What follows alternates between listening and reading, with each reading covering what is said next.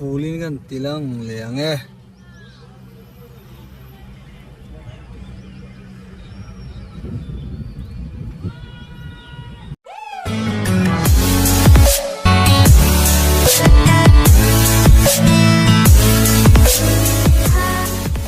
Oleh hai voin chu baga bazar ka zukala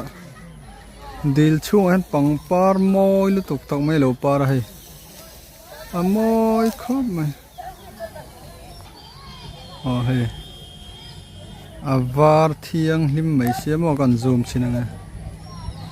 camera hi duangina thalawa pangpar ni ti chu hria tama se amoi na pho chuak zo lo khop maya so tam khop mai so lai phei so munang in mo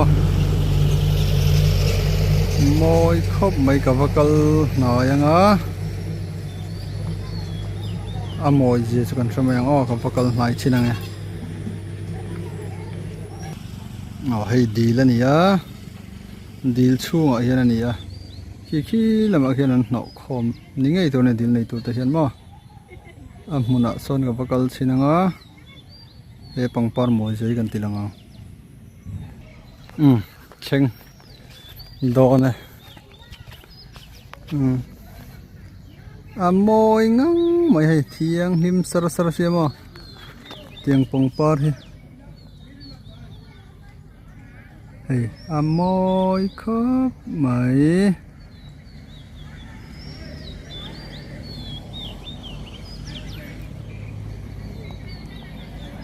pangpar moi takani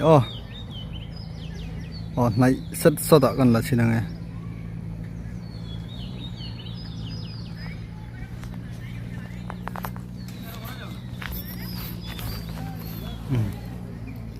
hei hi ni hi par su par han moi zia hi ne mai tam ko mai he mi dil kil lama hian lo nol khom mo i thlang lama chuan ruak feka helai hian a par havin lo nol khoma moi le ani hei par thiang hlim sar khop mai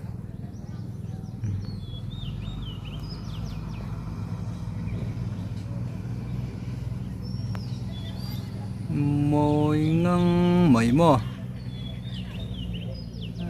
in vela ta po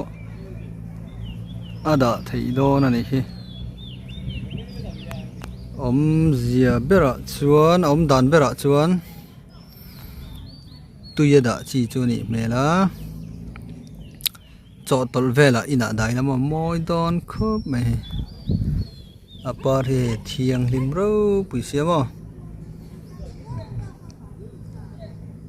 moi ngang mai mun pui ni ho hai moi sia hi mo moi takani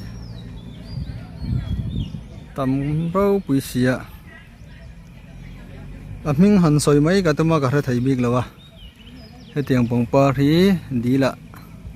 anom tlang pui mo dil puya te thiang lim khop mai nei sita ngan tilang hai an moi sia hi mo to fulin kan tilang liang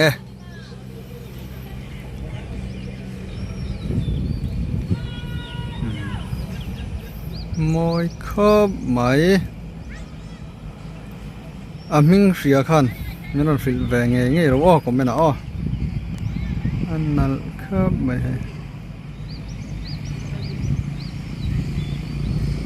amun hi zim deuh thaka zaw deuh chumi phei se chon hei ai hian lang moi le zo lang mo nal khop mai ti phei hian chon hei moi takani camera thatro ka han la phei la chon mo camera thatokin hei ai hian amoi na bel cha nge ina rinawa kan phone anga hian cho hei moi lu tuk thei lo dong in mo amuna moi ni moi khop mai tiang anga pangpar moi hi atam viau lawang môi ta cái này hay tên hàng ngil zong ta kinh gần làng ấy thiêng lim ser ser khắp máy